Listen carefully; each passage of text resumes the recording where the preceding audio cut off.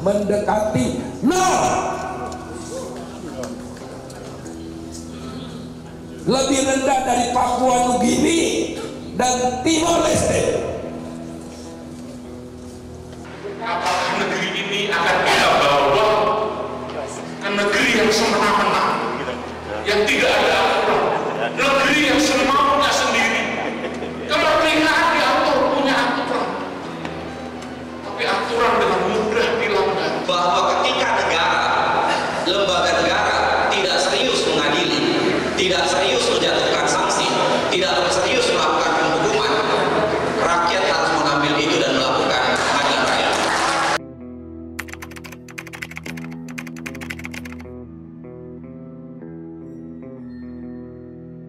Ini nggak cukup dengan Gibran, akan lanjut dengan Kaisang. Nah kemudian istrinya Kaisang, kemudian juga Bobi, istrinya Kaisang, ya, yang dianggap juga lulusan luar negeri, ya, hebat, ya, di dalam menangani misalnya persoalan-persoalan yang ada juga di kampus Bulak Sumur, yaitu Kabupaten Sleman, gitu ya. Wah kalau gitu aku mesti taruh ini mantuku di situ. Itu hanya paku-paku badut yang ada di sana kita melihat. Tuh, cekrowelo-welo.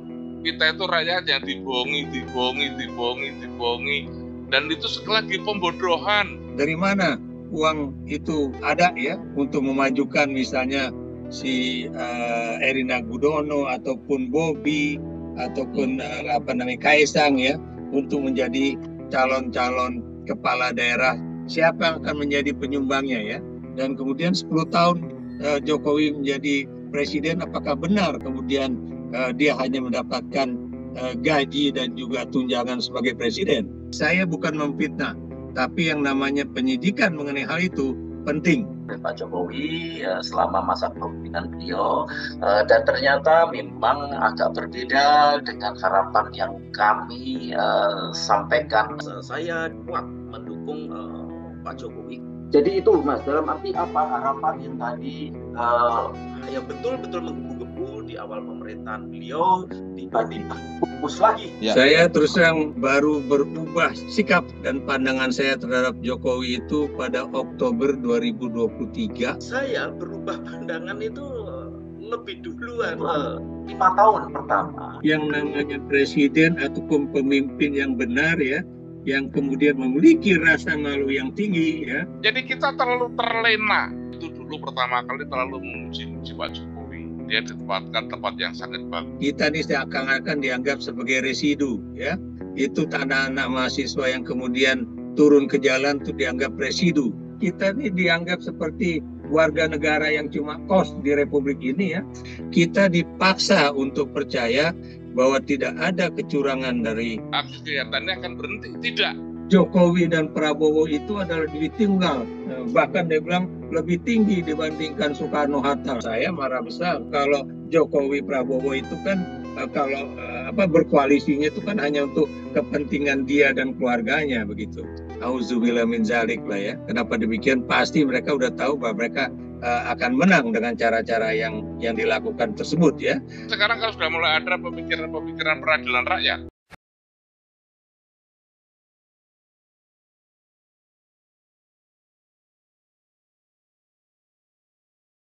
Halo, apa kabar? Ketemu lagi kita di Crosscheck di kanal YouTube medcom.id. Saya Indra Maulana. Hingga pekan ini, para guru besar dan akademisi kampus besar di Indonesia tidak berhenti bersuara atas kondisi demokrasi Indonesia yang bagi sebagian publik diinjak-injak oleh dinasti politik melalui kedok demokrasi prosedural. Suara kampus kini semakin nyaring karena setelah permainan tidak tahu malu melanggar etik lewat paman di MK dan lewat jargon berbisa, tanda kutip, biarkan rakyat yang memilih, Gibran Rakabuming Raka sukses menjadi wakil presiden ternyata kini berlanjut. Giliran menantu Presiden Jokowi, Erina Gudono, istri Kaisang, adik Gibran, diwacanakan untuk diusung menjadi kepala daerah. Tidak ketinggalan juga anak bungsu presiden sendiri, Kaisang, juga diwacanakan diusung menjadi kepala daerah. Akankah Erina, Kaisang akan menyusul jejak Gibran meraih tahta di tengah sorotan tajam ambruknya demokrasi di kaki dinasti? Untuk mengembalikan marwah demokrasi ini telah hadir melalui Zoom Guru Besar UGM Profesor Kuncoro, lalu ada juga dari IPB ya, Guru Besar IPB, yaitu Profesor Dwi Andreas Santoso dan Profesor Ikrar Nusa Bakti. Salam sehat untuk semuanya. Prof. Salam Ikrar, sehat Prof. semuanya. Kuncoro, Prof. Mas Dwi. Andreas, Mas Ikrar. Ya, Prof. Andreas. semoga kondisi kita sehat semua untuk terus membicarakan dan mendiskusikan kondisi demokrasi kita hari ini ya. Saya ingin mulai dari Prof. Kuncoro dulu karena pada 12 Maret pekan ini UGM kembali menggelar kampus menggugat. Para guru besar UGM kembali turun gunung menyuarakan kondisi demokrasi yang sekarat. Ini yang kedua ya Prof. Kuncoro ya. Mengapa perlu penebalan lagi Prof? Situasi makin buruk atau bagaimana nih? Gini Mas, pada tanggal 31 Januari kita itu mengingatkan. Kemudian pada waktu itu sama insan dari UGM kita mengingatkan. Tetapi peringatan kita itu hanya dikatakan sebagai hak demokrasi.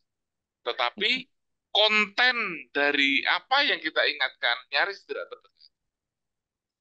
Karena itulah maka sebagai tugas kita sebagai pemikir bangsa, tugas kita sebagai penjaga moral etika, maka kita melakukan kewajiban kita. Maka jangan harap bahwa aksi kegiatannya akan berhenti. Tidak. Kita akan berjuang. Kita tidak akan pernah lelah menyuarakan keadilan. Kita tidak pernah lelah menyuarakan sebuah kebenaran. Artinya terus akan disuarakan ini. Tapi kalau berangkat dari yang pertama Prof. Kuncoro, ketika hanya direspon, ya itu adalah hak dalam demokrasi. Artinya silakan, tapi kesannya diabai gitu ya Prof. Kuncoro ya? Iya betul, setuju. Nah, penebalan yang mau dilakukan atau aksi yang akan kembali atau sikap menggugat dari para guru besar di UGM ini tidak akan lelah, walaupun nanti kemungkinan akan terus diabai. Tidak akan lelah. Bahkan sekarang kalau sudah mulai ada pemikiran-pemikiran peradilan rakyat. Sudah mulai ada pemikiran tentang peradilan rakyat ini. Jadi, kalau kita melihat, Mas, seperti yang penjelasan tadi Mas Indra tadi jelaskan, bahwa suara terbanyak nanti kita lihat seperti itu. Sekarang kita lihat suara terbanyak itu siapa? Gitu. Saya semakin jelas melihat di sini bahwa rezim itu satu, melakukan pembodohan. Dua, memanfaatkan kebodohan. Ya. Kemudian dengan atas nama banyak kegiatan yang pembodohan-pembodohan itu dengan represi, dengan bansos, ya siapa yang nurut? Karena mereka orang tidak mampu, orang bodoh diberi seperti itu, ya kemenangan bisa kita lihat. Makanya sekarang indikasi-indikasi kepada bahwa kegiatan ini curang dan kemudian masif itu saya kira sebetulnya sudah, kalau bagi kami, bagi pemikir itu cetrowelo-welo gitu. Tetapi sekali lagi kami dari akademisi dan saya kira juga Mas Andreas dan Beli Ikrar Nusa Bakti setuju bahwa kita akan tercebur dalam dunia politik praktis, bahwa kita hanya memberikan masukan moral untuk mereka. Terima kasih. Prof. Dwi Andreas, pendapatnya bagaimana ketika UI juga bersuara kembali? Di situ ada Prof. Harkristuti, Anda juga di Salemba, hadir di Salemba ya, 14 Maret menggagas seruan Salemba 2024. Ini juga yang kedua jelang Pilpres Februari lalu, yang pertama ya, UI menggelar seruan kebangsaan UI. Nah ini seruan Salemba 2024 ini apakah memang langsung membidik Presiden Jokowi? Seperti apa gambaran pertemuan seruan kebangsaan di UI Salemba 2024 kemarin tuh? Ya, pertama terkait saya pendapat dengan Prof. Kuncoro ya, dalam arti kami tidak akan masuk ke dalam politik praktis. Dan saya sendiri sebenarnya juga tidak terlalu jauh masuk ke sana. Karena apapun latar belakang saya, ada P-nya kan, ada pertaniannya. Nah, sehingga saya concern ke isu-isu tersebut. Karena apapun kita tahu persis bahwa sedulur petani kita ada pada lapisan terbawah di negeri ini kan. Dan sementara ini juga tidak ada perbaikan yang signifikan terkait dengan mereka. Dan kebetulan juga saya 27 tahun bergerak di jaringan tani, dan kebetulan juga di akhir tahun 2014 saya membantu Presiden Jokowi dan Pak JK pada saat itu memang belum ditetapkan untuk menyusun konsep kedaulatan pangan. Jadi Ya. itu beberapa kali saya juga diminta masukan oleh beliau, oleh Pak Jokowi selama masa kepemimpinan beliau, dan ternyata memang agak berbeda dengan harapan yang kami sampaikan kepada Presiden terkait dengan isu-isu kesejahteraan petani. Isu pangan begitu mencuat pada terakhir ini mulai tahun 2023 dengan impor beras yang terbesar sepanjang sejarah selama 25 tahun terakhir. Jadi saya batasi di sana, Mas Indra. Saya sependapat dengan Profesor Kuncoro, kami tidak akan masuk ke politik praktis.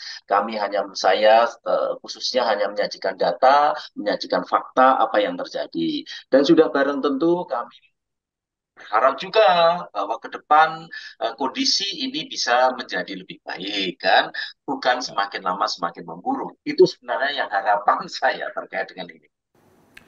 Ya, Prof, ini menarik, tapi nggak apa-apa, nggak harus ngomong. Tapi ngomongin kan kondisi apa namanya, kondisi kebangsaan di bawah kepemimpinan Presiden Jokowi ini mungkin Prof Dwi bisa berbagi karena pernah ikut di dalam sistem membantu ya pemerintahan begitu ya. Tapi pada akhirnya melihat sepertinya ada pergeseran. Apakah seperti itu maksudnya tadi Prof Dwi ya tadi sampaikan? Ada pergeseran, ada perubahan, ada yang ketidaksesuaian demi kemajuan petani begitu? Iya, Silakan kalau Prof. itu jelas, kalau itu data, dan kami dukung dengan data ya, dalam arti tidak hanya sekedar beropini. Pergeseran itu terlihat sekali di 10 tahun terakhir ini, kan.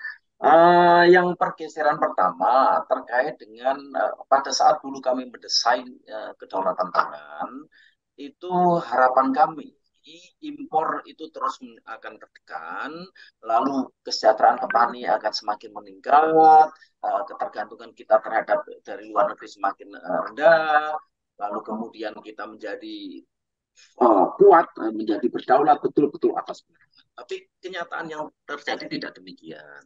Kami terus terang tahun 2014 saya dan jaringan tani kami kuat mendukung Pak Jokowi karena apa? Karena kami ada harapan. Kami ada harapan bahwa terjadi perbaikan yang cukup besar terkait dengan pangan, terkait dengan kesejahteraan petani, dan terkait dengan isu-isu masyarakat di bawah. Jadi itu, tapi ternyata harapan tersebut tinggal harapan juga. Apa yang Karena kenyataan yang menyebabkan terjadi adalah iya. Mas Andreas, saya boleh tanya pada Mas Andreas. Boleh, boleh. Iya. Silakan Prof Kunchoro. Iya. Sebelum saya nanya ke Mas Prof Kunchoro, Ikrar. silakan. Mas Andreas, saya pengen tanya. Kalau kita melihat kenapa kita meningkat itu karena El Nino. Yang kemudian yang benar aja itu ini sebetulnya cadangan beras di blok habis karena digunakan untuk bansos sehingga pemerintah tidak bisa berbuat sesuatu gitu, dan ini direkayasa oleh tengkulak-tengkulak mafia itu untuk menarik kembali uangnya yang telah dikeluarkan untuk biaya kampanye tadi. Kira-kira seperti apa tidak, Mas? Ini sebuah analisis loh, Mas. Makanya saya pertanyakan pada ahlinya. Silakan Prof Dwi. Dengan alasan bahwa El Nino akan sangat kuat dan kemudian El Nino ini akan menurunkan produksi padi dengan sangat tajam. Itu alasannya, kan? Pada saat itu perkiraan saya penurunan produksi hanya sekitar 5% penurunan produksi. Nah, sudah barang tentu apa yang diungkapkan Pak Kunchoro tadi, ya akhirnya beras kemana ya kita tahulah ya cerita terkait dengan beras tersebut. Balik lagi ke sana, ternyata apa yang terjadi? Fakta apa yang terjadi? Penurunan produksi di tahun 2023 itu hanya 0,44 juta ton, kan? Sehingga kenapa kok jadi seperti ini kan? Impor 3,3 juta ton, keputusan impor, penurunan produksi yang terjadi selama El Nino tahun 2023 hanya 0,4 juta ton, kan? Bahkan jauh lebih rendah dibanding prediksi saya. Jadi ini saya mewakili sedulur-sedulur tani kami, di akhir tahun 2023, kemudian diputuskan impor lagi. Berapa diputuskan impor? 2 juta ton. Keputusan impor beras tahun 2023, kan? Di sana saya bertanya-tanya relatif keras terkait ini, kok bisa? Tahunnya saja belum ada. Kok sudah diputuskan impor sedemikian besar, kan? Lalu beberapa minggu lalu kembali lagi diputuskan impor berdasarkan rapat di teman-teman di pemerintahan sebesar berapa? 1,6 juta ton. Jadi total impor tahun 2024 seberapa besar? 3,6 juta ton. Dan kita memecahkan rekor baru. Kalau tahun 2023 itu rekor impor beras terbesar sepanjang 25 tahun terakhir, dan kemudian 2024 memecahkan rekor baru. Saya sekali lagi tidak ingin masuk ke isu politik. Saya ingin masuk terkait kesejahteraan petani. Dan pasti impor yang akan dilakukan ini akan menghantam petani lagi. Salah satu penyebab terbesar karena keputusan impor yang menurut saya keputusan impor yang serampangan, tanpa dasar, tanpa data, tanpa perhitungan, kan? Itu Jadi saya takut kalau kita itu rakyat yang dibohongi, dibohongi, dibohongi, dibohongi, dan itu sekali lagi pembodohan. Penyenangan itu menjelaskan seperti itu, tapi alasannya begini, berbeda dengan kenyataan. Ini kan Ya. pembodohan. Tugas guru besar itu adalah mencerdaskan kehidupan bangsa di bawah pimpinan presiden, gitu loh. Kalau ada seperti ini apa artinya? Itu masih kerar nanti yang bicara. Memang kita mau ke Pak Ikrar, ke Prof. Ikrar. Prof. Dwi memang tadi ngomongnya tidak mau ngomong langsung ke politiknya. Tapi apa yang disampaikan itu terkait dengan kebijakan-kebijakan politik yang ya akhirnya tidak pas gitu ya di di masyarakat petani dalam hal ini. Ya, ya. Ya, ya. Jadi lengkap nih tadi. Sekarang kita analis dari Prof. Ikrar. Prof. Ikrar, kalau kita bicara soal dinasti sebenarnya secara awam ya, tadi kan Prof. Dwi, Prof. Kuncoro menyajikan data-data yang luar biasa ini ya, mencengangkan ya. Kalau tapi dari masyarakat awam melihat belum selesai soal pemilu presiden, tiba-tiba bicara kepala daerah, di situ sudah muncul nama istri adiknya Gibran atau adik iparnya Gibran lah ya, dimunculkan akan jadi kepala daerah. Kaesangnya pun disebutkan akan dicalonkan. Ya kita nggak tahu apa ini cuma sebatas wacana saja atau akan terwujud kenyataannya. Tapi kalau memang kita bicara dinasti, kok sepertinya semakin menjadi-jadi, Prof. Ikrar. Terus kemudian dari para guru besar bersuara terus, tapi juga ya kalau kita lihat faktanya seperti tidak ada apa namanya sebuah dampak atau efek yang cukup membuat menggoncang mereka yang melakukan politik dinasti ini untuk berhenti gitu. Bagaimana analisis Prof. Ikrar? Ya, saya terus terang ya, agak miris juga mendengar penjelasan dari Prof. Andreas ya. Nah begini, Bung Indra ya, kenapa saya mendahului dengan persoalan ini ya? Karena Anda tahu ya, itu persoalan misalnya produksi pangan ya, itu kan kemudian juga dianggap bahwa kalau kita ingin menjadikan Indonesia itu swasembada pangan, katanya kan akan dibuatlah suatu proyek, mega proyek ya, atau proyek mercusuar yang namanya apa namanya itu food estate gitu kan. Dan Anda tahu biayanya berapa? Pasti Prof. Andreas punya data mengenai hal itu ya. Dan itu kemudian anggarannya gede dan itu dibela oleh Gibran dan dia katakan bahwa ada kok hasilnya, yaitu misalnya ada produksi jagung gitu kan. Makanya kemudian banyak orang mengatakan hanya di Indonesia ya yang ditanam itu singkong gitu kan, tapi yang kemudian keluar adalah jagung ya. Dan jagung pun tidak di atas tanah ya, tapi di dalam polybag gitu kan. Itu menunjukkan betapa sang putra sulung presiden ini dia tidak tahu apa-apa mengenai persoalan itu ya, dan dia selalu diagung-agungkan ya, termasuk oleh teman saya alumni UI gitu kan.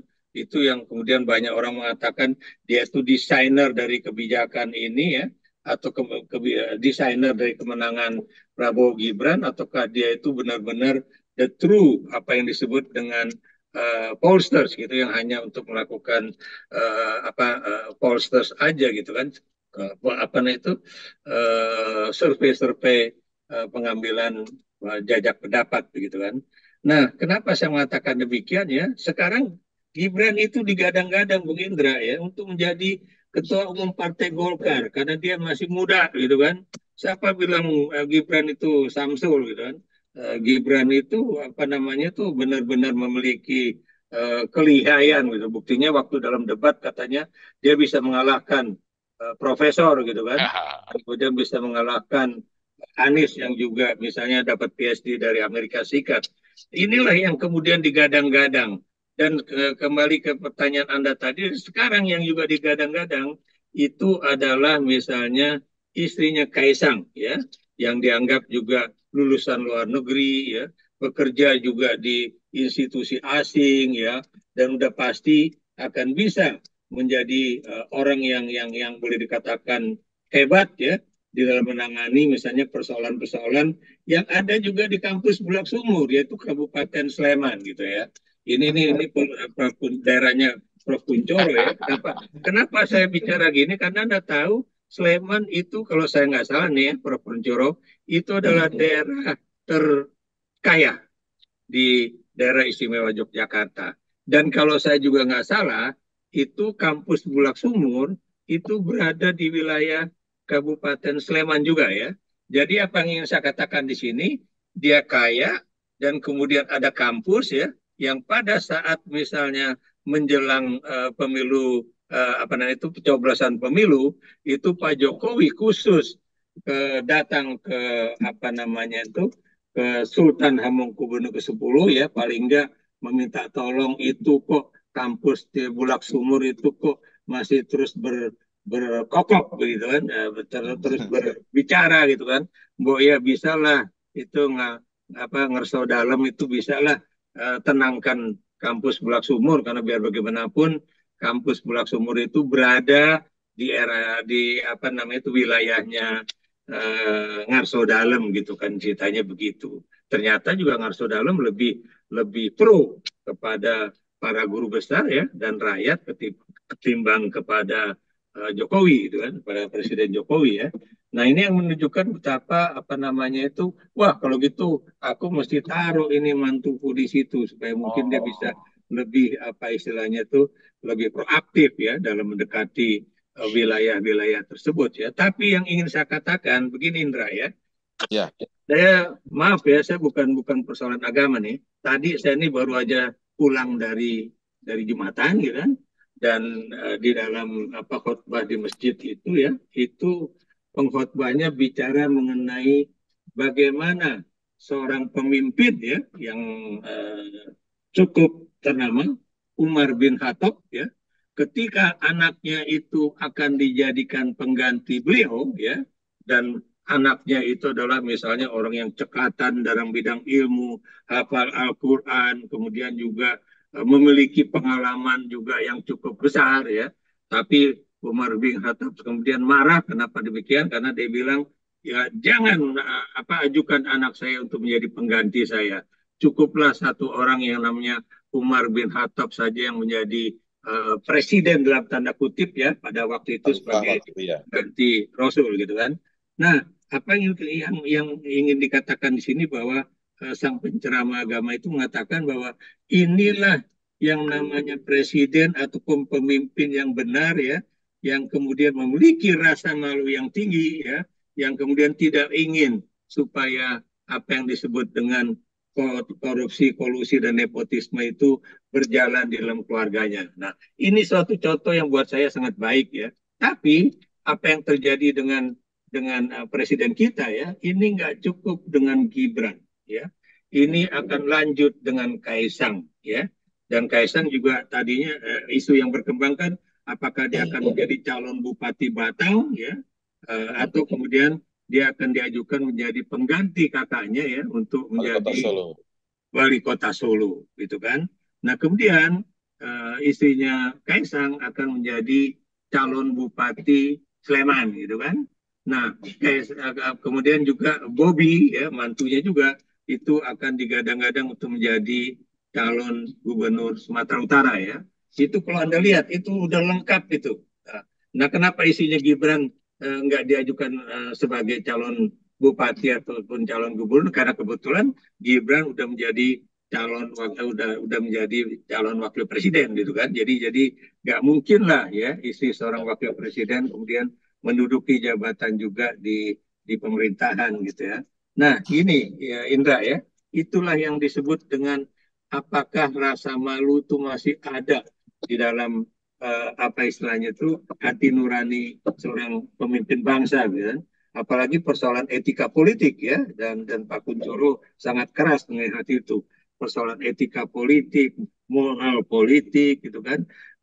Ini belum pelanggarannya loh ya, maksud saya pelanggaran etika di Mahkamah Konstitusi, kemudian punya rasa malu atau enggak ya kalau kemudian udah Mahkamah Kehormatan MK sudah menyatakan putusan ini dibuat melalui satu pelanggaran berat etik ya, tapi kenapa terus melaju gitu kan. Itu kalau makanya saya berkali-kali Anda mungkin masih ingat ya, saya kepada Metro TV itu berkali-kali menyatakan ya, kalau saya jadi presiden atau saya jadi bapaknya Gibran, saya akan mengatakan kamu mundur karena kamu memang tidak layak untuk menjadi calon wakil presiden seperti yang dikatakan oleh Presiden Jokowi ya berapa bulan sebelumnya ya, bahwa Gibran tuh baru 2 bulan jadi 2 tahun menjadi 2 tahun menjadi apa namanya itu wali kota Solo, kemudian juga umurnya juga masih kurang 4 tahun ya, jadi nggak mungkin lah, tapi ternyata mungkin demikian juga sekarang ya. Tapi itu salah kita juga loh Pak Ikra. Betul. Nah, itu gimana tuh? Jadi betul, Prof. ya salah kita tadi yang dikatakan oleh Mas Andreas bahwa kita itu dulu pertama kali terlalu memuji-muji Pak Jokowi. Dia ditempatkan tempat yang sangat bagus, presiden, merakyat, dan sebagainya, begitu lah. Tetapi setelah saya amati, itu hampir semuanya merasakan sama dengan saya. Bahwa setelah yang akhir-akhir ini, setelah paman itu bermain, sebelum itu sudah mulai bubar. Nah, kalau saya akan mencoba dalam perspektif teori peran, Mas. Jadi nama saya Kunchoro, saya adalah mantan Ketua Dewan Guru Besar UGM, saya juga dosen Fakultas Psikologi UGM, saya juga bapaknya anak-anak, itu kan masing-masing saya punya peran yang berbeda-beda satu dengan yang lainnya. Nah, sejak dulu kita menganggap bahwa Pak Jokowi itu berjalan sesuai dengan relnya, yaitu Pak Jokowi itu sebagai presiden, karena itu dia dipuji, gitu.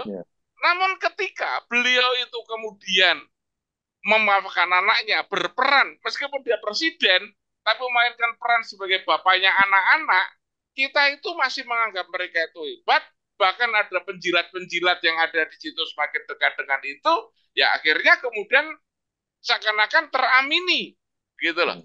Karena apa yang orang memandang, seperti saya punya anak saya itu mahasiswa saya, tapi anak saya, gitu. Maka ketika saya memberi perintah pada anak saya, itu perintah sebagai anak atau sebagai mahasiswa saya. Ini kita membaurkan semuanya itu. Akibatnya yang terjadi apa? Ya, itu semua ditabras. Bahkan tadi ketika berbicara masalah etika itu saya sangat-sangat ngeri itu. Gitu. Bahwa tidak ada pasal yang dilanggar, dan tertulis dilanggar. Betul. Nah, kita maaf ya, mengumpat-umpat orang tua kita ada dilanggar itu. Saya peneliti pelacuran, ya, pelacur itu tidak ada satu pasal pun dalam KUHP yang dilarang. Pelacuran itu hanya dilarang adalah germo dan pelacuran anak-anak, gitu. Apakah sekarang artinya pelacuran itu diperbolehkan kalau seperti itu? Ini satu contoh ya, sangat-sangat sederhana. Ya. Nah, tapi seringkali gini, kritik-kritik yang sampai itu, ataupun misalnya soal terakhir ini, soal wacana nama istri Kaisang yang akan diajukan oleh partai tertentu, atau diwacanakan lah ya, diwacanakan oleh partai tertentu untuk menjadi kepala daerah di Sleman begitu ya. Respon dan kemudian Kaisang sendiri, anak bungsu Presiden Jokowi ya, dan adik dari Gibran begitu, ketika diwacanakan untuk menjadi kepala daerah tertentu juga, respon yang selalu kita dengar dan kita dengar dari Gibran kali ini, biarkan rakyat yang memilih. Itu sering juga. Biarkan rakyat yang memilih itu gimana, Prof? Itu, Prof? Memilih itu boleh. Boleh rakyat memilih. Gitu. Kalau menurut saya pengambilan keputusan itu ada 3 bentuk. Yang satu adalah pengambilan kebijakan untuk sebuah kebijakan. Ya, itu hendaknya para pemikir-pemikir, gitu. MPR, DPR itu pemikir, gitu. Kedua, pilihan lurah, pilihan kepala daerah, itu boleh semuanya. Yang tidak boleh itu kalau direkayasa, gitu. Itu nilai demokratis. Jadi demokrasi memang harus mahal. Nah, ini ada lagi, Prof. Ini ada lagi, Prof. Maaf saya masuk dulu ya. Ada lagi nih. Ada lagi. Kalau ada yang direkayasa, artinya kecurangan lah ya, indikasi kecurangan. Buktikan saja di Bawaslu. Laporkan Bawaslu. Kan sering itu kita dengar tuh, Prof. Dari proses awal. Bawaslu belum berbuat apa-apa tentang tuduhan masif dan sebagainya. Tapi Bawaslu sudah mengatakan tidak ada. Apakah sekarang kemudian yang kedua, berapa banyak KPU itu divonis bersalah dengan pelanggaran berat terakhir oleh DKPP, tetapi tindakannya apa? Tidak bisa itu menjadi satu. Lalu apa gunanya kita melapor pada mereka? Gitu. Tujuan dari peradilan, tujuan dari hukuman itu adalah efek jera dan ada pembelajaran. Itu tidak ada sekarang yang terjadi. Itu hanya paku-paku badut yang ada di sana kita melihat. Dari kacamata media ini, dari kacamata media saya ya, Bu Indra ya. Silakan, Prof. Ya, Prof. Ya, saya beri contoh ya. Misalnya Gibran bagi-bagi susu di Jakarta Car Free Day, gitu kan? Ya. Tidak ada tindakan KPU dong. Oh, ini biarlah pemerintah daerah DKI Jakarta yang memberikan sanksi. Kami tidak bisa memberikan sanksi. Nah, buat saya, buat apa kalau itu ada Bawaslu di situ? Kemudian Anda juga lihat ya bagaimana seorang aktivis migrant care itu melaporkan mengenai apa istilahnya itu adanya ketidakberesan di dalam pemilu di sebuah negara ya, Malaysia kalau nggak salah itu ya. Dan kemudian apa jawaban Bawaslu? Dia bilang jangan dikirim ke kami, kirimlah kepada ketua Bawaslu. Kan aneh. Nah, pertanyaan saya, emang Bawaslu itu pimpinannya lebih tinggi atau kemudian institusinya itu juga berjalan atau tidak ya? Jadi mana kemudian institusi, masa kemudian lapornya mesti kepada ketua Bawaslu. Nah, Bawaslu itu kan adalah sebuah institusi yang harusnya kemudian disampaikan oleh anggota Bawaslu itu kepada pimpinannya, kan begitu. Jangan kemudian dibolak-balik ya, rakyat lalu mesti lapor kemana gitu kan. Sama juga lah, itu juga Pak Muldoko juga mengatakan demikian ya. Ini kan pemilu kan udah ada institusinya, KPU, Bawaslu, ya laporkan aja. Padahal kita tahu Anda lapor apapun tidak ada tindakan yang kemudian merespon secara positif ya, atau merespon secara langsung apa yang dilaporkan tersebut ya. Termasuk saya beri contoh yang lain ya. Ini terakhir kan ada isu ya, bahwa teman-teman ahli IT dari ITB itu sudah memperlihatkan ya, itu memang sejak awal itu inputnya itu memang banyak bermasalah gitu kan. Dan tapi kemudian apakah itu juga kemudian direspon juga? Nggak ada tuh respon-responnya ya. Jadi disinilah Indra ya, kenapa teman-teman dari kalangan akademis ya, dan kemudian dari aktivis pro-demokrasi ataupun civil society itu mendorong supaya partai-partai politik itu mengajukan hak angket ya. Kenapa demikian? Karena memang ini penting. Kalau enggak Indra ya, kita ini dianggap seperti warga negara yang cuma kos di Republik ini ya. Sementara pimpinannya itu seakan-akan memiliki kekuasaan berlebih ya, kekuasaan yang kemudian tidak ada yang bisa membandingkannya ya, atau yang bisa menengahinya ya, kemudian supaya negeri ini memang berjalan baik ya. Dan satu hal juga, nah ini juga aneh juga nih, ada teman saya juga mengatakan bahwa itu Jokowi dan Prabowo itu adalah duit tunggal. Loh, duit tunggal dari mana ya? Bahkan dia bilang lebih tinggi dibandingkan Soekarno-Hatta. Nah, makanya dalam suatu acara televisi tadi malam saya marah besar. Saya bilang jangan Anda bandingkan Soekarno-Hatta dengan Prabowo Gibran, Prabowo dan Jokowi ya. Kenapa demikian?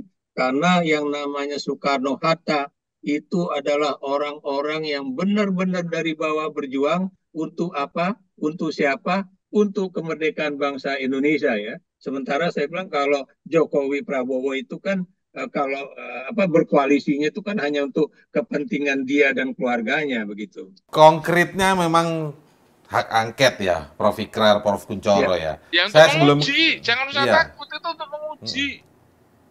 Ya kalau takut berarti memang ada sesuatu berarti ya, Prof. Kuncoro ya. Tapi saya ingin satu tanya sebelum ke Prof. Andreas, satu lagi yang ingin saya tanyakan ke Prof. Ikrar. Ini kan saya dari kacamata media ingin tahu analisis Prof. Ikrar seperti ini nih. Jadi selama perjalanan ini kita mencermati gini, ketika ada yang berdemo atau bersuara keras memprotes, respon di depan panggungnya, karena politik itu kan ada panggung depan, panggung belakang ya. Depan panggungnya selalu itu hak demokrasi. Itu jawabannya kurang lebih seperti itu. Ketika ada kritik yang cukup keras tentang misalnya konstitusi coba diakali melalui MK dan segala macamnya, itu final mengikat, itu ada aturan hukumnya gitu kan. Terus kemudian bicara soal ada pelanggaran, laporkan. Jadi jawabannya itu tidak pernah kalau kita coba lihat penyelenggaraan pemilu di sebelum-sebelumnya, Prof. Satu pihak melawan satu pihak yang lain tuh ketika mengkritik jawabannya juga jawaban yang defensif yang dalam artian dengan komprehensif ya. Kalau yang sekarang itu kayak menggampangkan kesannya. Apakah benar seperti itu? Menggampangkan misalnya, ya laporkan saja Bawaslu, ya buktikan saja, sampaikan. Kalau nggak suka dengan yang melanggar etik melalui pemilihan MK dan lain sebagainya, lewat disebut di MK ada masalah, ya masyarakat kan pasti nggak milih gitu. Serahkan masyarakat yang memilih, gitu Prof. Jadi Anda menangkap apa ini? Semacam apa yang berat-berat, kritik yang berat-berat ini terkesan hanya dijawab dengan mudah dan gampang, sehingga tidak ada gejolak juga di masyarakat. Masyarakat tidak ikut merasa ini, Prof. Penguasa dan juga partai-partai yang mendukung penguasa itu terus terang ya, saya menggunakan istilah Prof. Kuncoro tadi ya, membodohi kita semua. Seakan-akan kita semua itu adalah orang bodoh, seakan-akan demokrasi Indonesia itu sudah berjalan dengan baik ya, seakan-akan institusi negara itu juga sudah berjalan dengan baik gitu kan. Padahal kita tahu ya, ini nggak jalan dengan baik ya. Kalau memang kemudian Gibran itu memang benar-benar tidak layak, saya beri contoh ya, untuk maju menjadi calon presiden, harus calon wakil presiden, berhenti dia harusnya. Tidak ada kemudian Mahkamah Konstitusi meloloskannya. Udah gitu masih ada masalah kemudian ketua Komisi Pemilihan Umum juga itu meloloskannya gitu kan.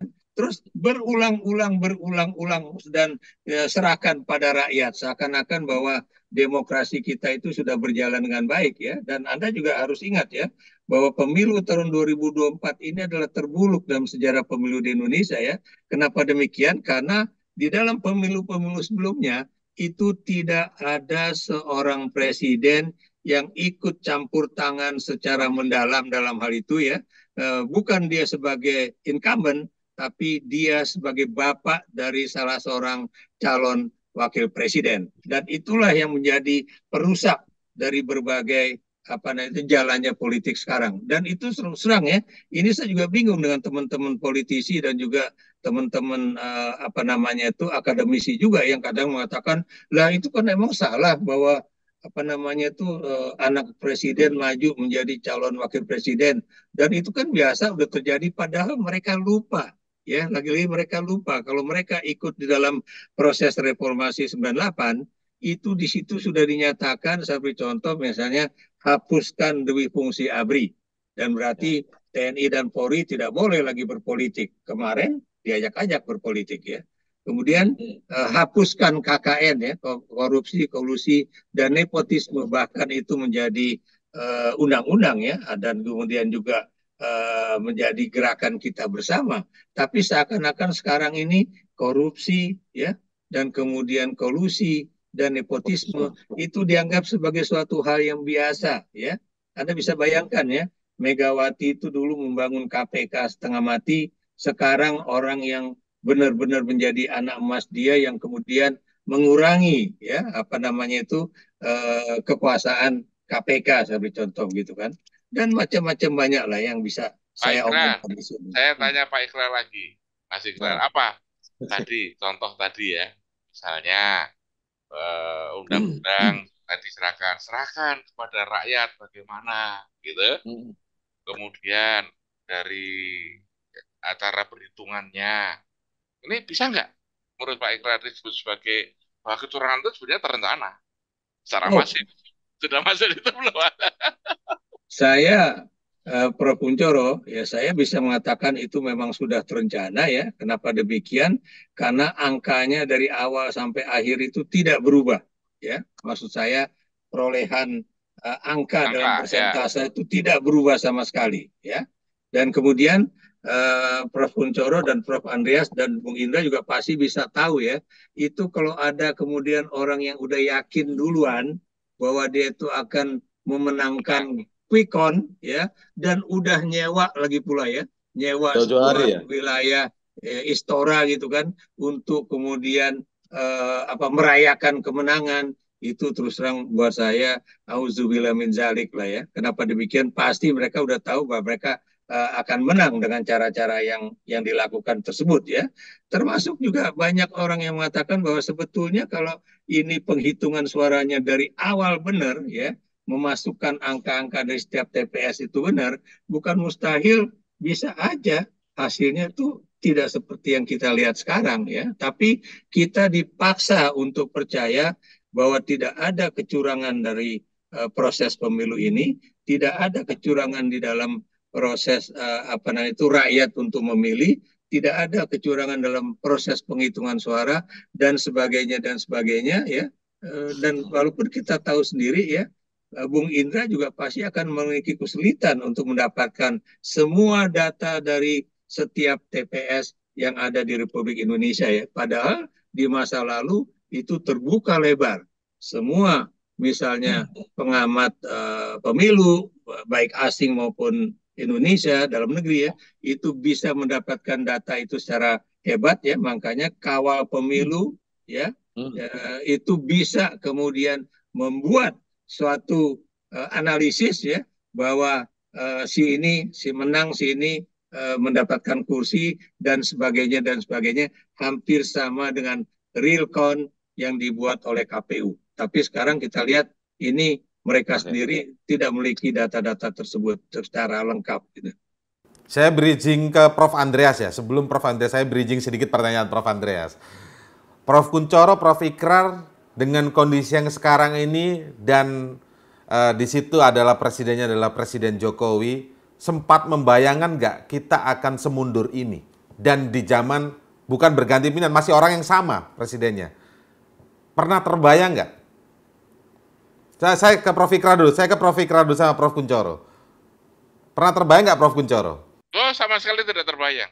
Karena tadi mereka itu kita tuh pengagum, kita semuanya saya setuju kalau mungkin jejak digital saya di Facebook itu banyak, bahkan ketika beliau dikatakan ijazah palsu saya membela gitu loh.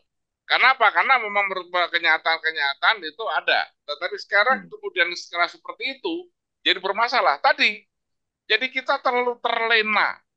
My Sister masih terngiang ya, lagu terlena itu. Ya, kita terlena bahwa Pak Jokowi itu orangnya begini. Tapi ketika dia memainkan perannya, ketika dulu menjadi presiden, it's okay.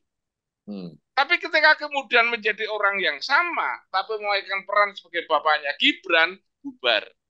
Gitu loh. Karena semuanya dilabrak. Tetapi orang-orang kemudian senyatanya membela di tengah mereka. Bisa jadi kalau dalam psikologi istilahnya adalah sikap itu fungsi kepentingan. Saya kira itu, matur nuwun.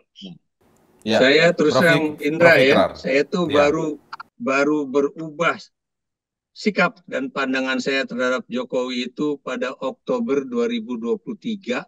Putusan 90. Sebelum ketika orang sibuk dengan mengatakan bahwa Mas Ikrar, ini kayaknya Ibu Suri ini tetap memaksakan supaya MK itu meloloskan sang anak untuk bisa maju menjadi calon wakil presiden.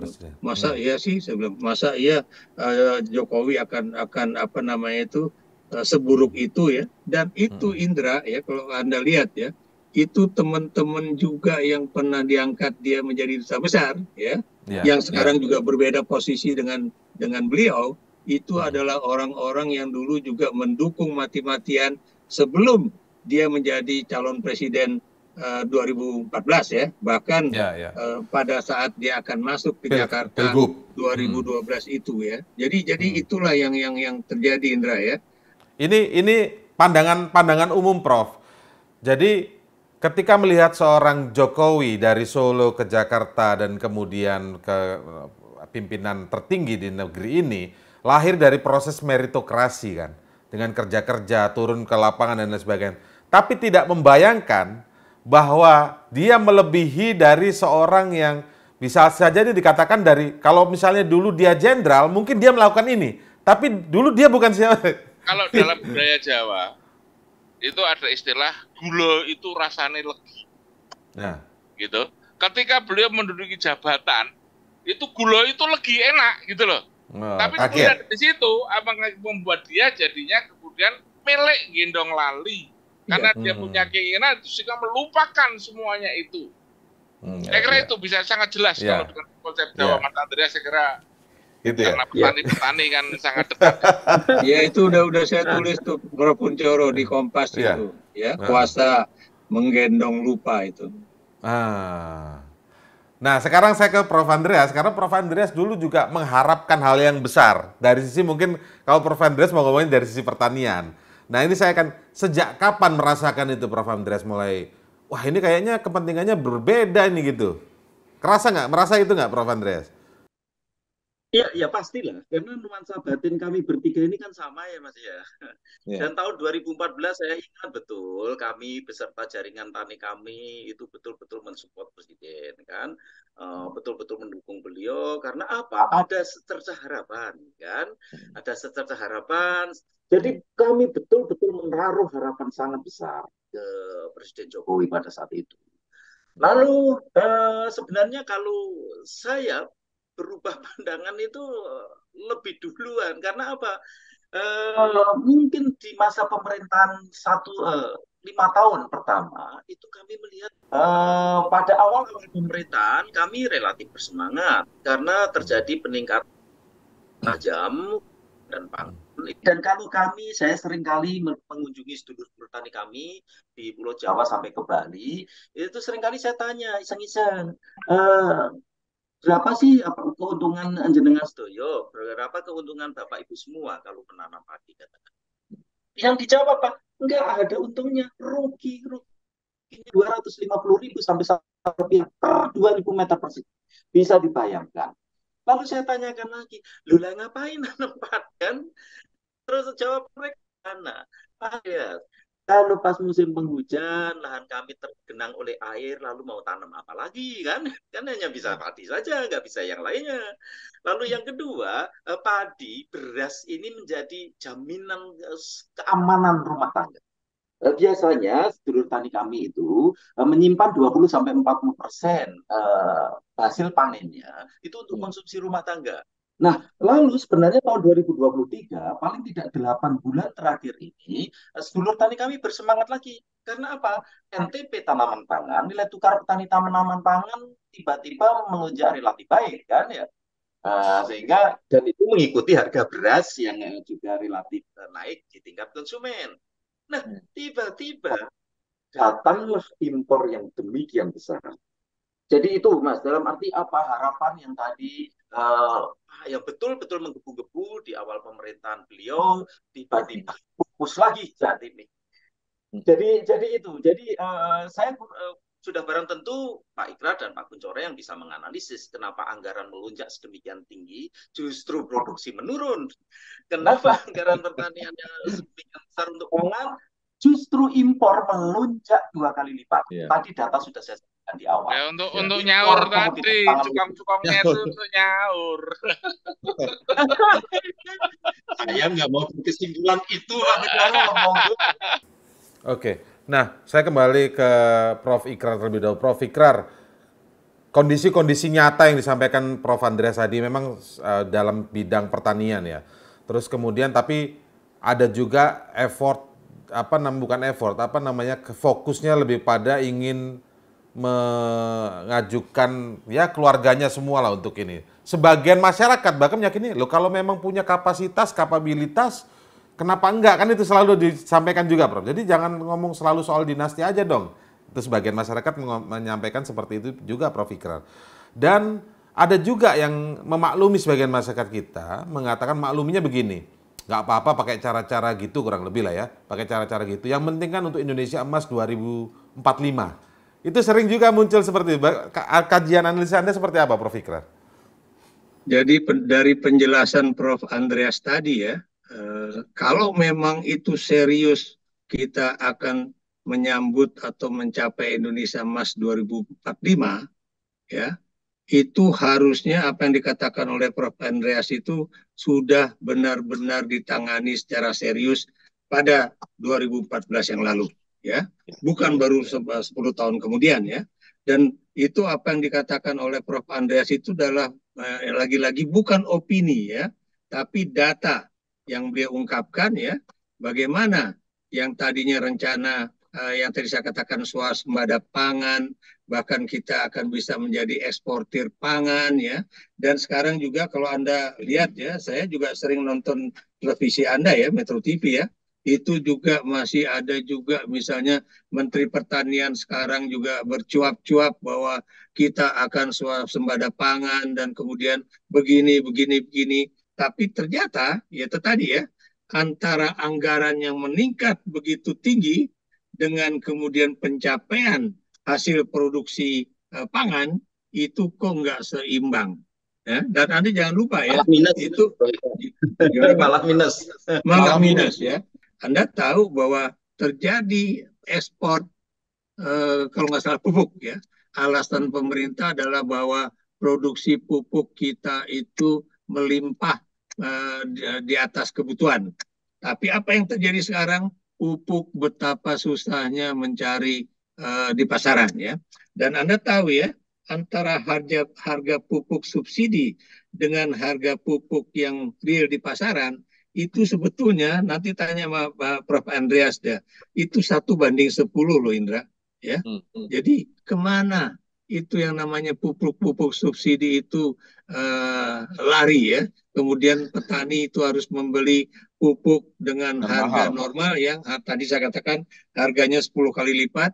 Kalau sudah demikian, bagaimana kemudian petani kita itu benar-benar bisa menjadi tuan di rumah sendiri dalam produksi pangan ya. Kalau kemudian tadi dikatakan misalnya bawang putih itu almost 100% impor gitu kan. Dan kemudian bawang merah kadang-kadang juga kalau lagi panen juga sulit ya. Kemudian Anda tahu ya yang namanya cabai ya sekarang menghilang dari pasaran, tapi nanti begitu pas menjelang Idul Fitri itu melimpah dan harganya bisa merosot tajam dan tidak ada usaha untuk kemudian menahan supaya harga cabai itu benar-benar tetap bisa menguntungkan petani. Pertanyaan kita semua itu adalah apakah pemerintah itu benar-benar lebih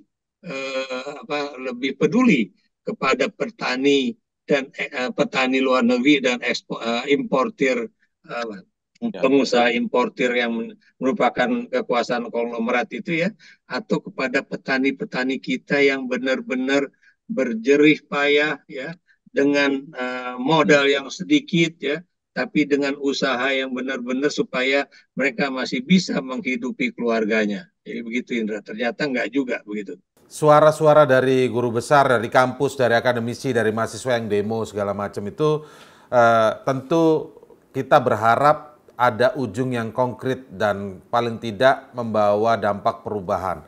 Kan sebenarnya fungsi yang disampaikan ini kan guru besar, akademisi, kemudian mungkin pers juga media, kemudian mahasiswa, elemen masyarakat, itu kan sebenarnya berfungsi untuk membantu ya, menyeimbangkan pemerintah jika memang jalannya sudah mulai salah. Tapi sepertinya sekarang ini kayak dianggap ya itu hak demokrasi, biarin aja lah, kurang lebih bahasa lainnya tuh biarin aja gitu ya, kurang lebih gitu. Anda tahu Indra ya, Anda tahu apa yang terjadi ya. Presiden bahkan mengatakan kepada polisi dan TNI agar residu dari pemilu 2024 itu mohon cepat dinetralisir. kita nih akan dianggap sebagai residu, ya. Itu anak-anak mahasiswa yang kemudian turun ke jalan tuh dianggap residu. Jadi lagi-lagi bukan orang atau warga negara yang memiliki komitmen, kepedulian yang keras pada masa depan demokrasi kita, tapi adalah orang-orang yang dianggap menjadi pengganggu atas jalannya pemerintahan, ya, dan juga morat-maritnya demokrasi yang ini sedang berlangsung tersebut, gitu. Dianggap residu. Gimana tuh Prof Kunchoro jadinya supaya ini konkret? Kan nggak mungkin terus-terusan bersuara aja, tapi kalau nggak bawa apa langkah selanjutnya kira-kira Prof Kunchoro? Maksudnya Ya, akan mendorong. Karena kita bukan politik praktis, kita mendorong kepada yang mereka praktis itu. Kita memberikan masukan dan kita membantu mereka. Sebagai penutup, Prof Ikrar, silakan Prof Ikrar. Ya, ini juga saya juga ini ya concern ya kalau memang kemudian katanya terserah rakyat. Pertanyaan saya, kalau misalnya Jokowi itu tidak punya kekuasaan, ya, kalau dia sekarang bukan presiden, bagaimana mungkin dia kemudian bisa mengajukan Gibran atau kemudian juga Kaisang atau nanti istrinya Kaisang atau mantunya si Bobi itu bisa maju di dalam pilkada yang akan katanya didukung oleh Gerindra. Nah, ini Indra ya, saya bukan menuduh atau membuat fitnah. Itu juga harus kita misalnya selidiki nantinya ya. Itu where the money from, ya. Dari mana uang itu ada ya untuk memajukan misalnya si Erina Gudono ataupun Bobi ataupun Kaisang ya untuk menjadi calon-calon kepala daerah tingkat 1 dan tingkat 2 ini ya. Kenapa demikian? Karena itu pasti biayanya nggak sedikit, Indra ya. Anda aja kalau misalnya mau menjadi anggota legislatif untuk saat ini, itu Anda harus punya uang at least ya antara 15 sampai 30 M. Apalagi kalau untuk menjadi bupati di Sleman yang wilayahnya adalah wilayah yang kaya gitu kan. Ini tentunya gede. Itu dari mana uangnya? Siapa yang akan menjadi penyumbangnya ya? Dan kemudian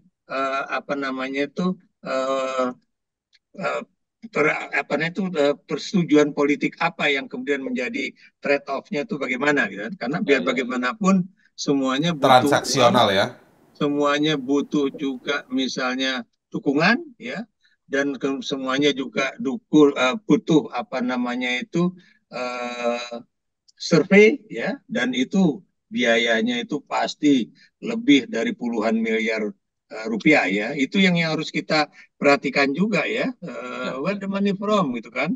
Dan kemudian 10 tahun Jokowi menjadi presiden, apakah benar kemudian dia hanya mendapatkan gaji dan juga tunjangan sebagai presiden, ataukah tidak kemudian dia juga mendapatkan yang lain-lain juga ya, baik itu misalnya dari konglomerat ataupun dari siapapun ini. Lagi-lagi saya bukan memfitnah, tapi yang namanya penyidikan mengenai hal itu penting agar yang namanya Presiden Republik Indonesia itu benar-benar itu berbuat yang terbaik untuk bangsa ini, bukan hanya untuk kemudian memupuk kekuasaan ya, dan kemudian bukan cuma pada dirinya sendiri tapi juga pada keluarganya. Dan ini juga kasus Jokowi ini juga menjadi pelajaran buat kita ya, bahwa seorang presiden itu tidak harus pernah menjadi wali kota, gubernur ya, dan lain-lain ya. Kenapa demikian? Karena tadi kita pikirkan itu adalah penumpukan keahlian, penumpukan pengalaman. Tapi ternyata apa yang dilakukan Jokowi itu adalah juga penumpukan kekuasaan terhadap mereka-mereka yang dulu menjadi pejabat di Surakarta, pejabat di DKI, yang kemudian bisa menjadi orang-orang yang menjadi pembantu dia untuk memenangkan pemilu 2024 ini. Gitu. Oke, ini semoga menjadi wawasan kita semua ya bagi masyarakat yang menyaksikan program Crosscheck ini untuk mengetahui dan kita kawal karena pemilu kada ini kan akan berlangsung serentak di bulan November ini, di tahun ini juga. Kita akan lihat. Semoga kita nggak terkaget-kaget nanti ke depan. Oh ternyata benerin dimajuin juga ternyata, gitu. Jadi jangan sampai terkaget-kaget. Mudah-mudahan enggak ya. Iya, iya. Apalagi kalau jadi bulan September itu jadi makin karena Presiden Jokowi belum turun tahta itu ya. Nah, itu jadi perlu kita kawal bersama-sama juga. Tapi yang pasti apa yang dilakukan oleh akademisi, para guru besar, mahasiswa dan elemen masyarakat yang lain tentu akan juga mendapat tempat di cross check ini untuk kita mengawal bersama-sama soal demokrasi di tanah air ini. Terima kasih Prof. Kuncoro, Prof. Ikrar, Prof. Andreas. Kami mengingatkan. Ini maksudnya Gerindra kali ya, maksudnya Ya. Prof. Kuncoro. Kemudian yang ketiga, saya mengingatkan kepada diri saya, kepada teman-teman, dan juga kepada aparat, saya memarahi, saya tidak suka Jokowi itu sebagai siapa? Sebagai presiden atau sebagai pribadi? Kalau kalian menjadi pejabat pemerintah, yang kalian bela itu Pak Jokowi sebagai siapa? Sebagai presiden, bapaknya Gibran, mertuanya Erina. Saya kira itu. Terima kasih. Oke, Prof. Andreas ada yang mau disampaikan sebagai penutup? Pada masa SBY kita mendengar yang disebut sebagai feed the world, kan? Lalu di masa Pak Jokowi kita mendengar lumbung pangan dunia, dan barusan presiden yang mendatang ini juga mengemukakan bahwa Indonesia akan menjadi negara pemasok pangan di dunia, kan? Tapi sekali lagi kenyataan yang terjadi tidak demikian. Tadi sudah saya sampaikan, justru impor melonjak hampir 2 kali lipat impor komoditas pangan. Jadi kami berharap kita tahu persis bahwa persoalan besar ada di pangan kita, di mata kita terkait soal pangan. Dan persoalan tersebut semakin diperburuk dengan jargon pangan murah yang didengungkan oleh sebagian besar partai. Di saat petani bertatih-tatih untuk meningkatkan, untuk mengatasi kesesaran mereka. Sehingga kami amat sangat berharap ada perbaikan ke depan, siapapun itu nanti yang akan melakukan. Dan harapan kami juga pembangunan pertanian itu betul-betul dilakukan oleh orang-orang yang betul-betul profesional. Bukan sekedar kontrak politik, bagi-bagi kekuasaan, maupun proyek saja. Itu harapan kami. Dan yang terakhir sudah barang tentu kita ingat ketika Presiden Soekarno meletakkan batu pertama kali di Fakultas Pertanian IPB, dulunya Fakultas Pertanian UI, beliau menyatakan soal hidup atau matinya bangsa kita adalah pangan. Jadi itu ingin saya ulang lagi. Dan marilah kita mulaikan seluruhan kita. Terima kasih. Baik. Prof. Andreas, Prof. Kuncoro, Prof. Ikrar, terima kasih sekali lagi atas waktunya bersama kami di Crosscheck. Semoga ini memberikan wawasan yang baik untuk kita semua. Kita kawal demokrasi, kita kawal juga soal pangan yang memang paling utama sebenarnya sebagai sebuah faktor penting untuk pertumbuhan bangsa ini. Terima kasih. Sampai jumpa di lain kesempatan. Prof. Ikrar, Prof. Kuncoro, dan Prof. Andreas. Terima kasih. Ya, itu tadi diskusi kita di Crosscheck di akhir pekan kali ini. Terima kasih Anda terus menyaksikan Crosscheck setiap pukul 10 waktu Indonesia Barat. Saya Indra Maulana. Sampai jumpa.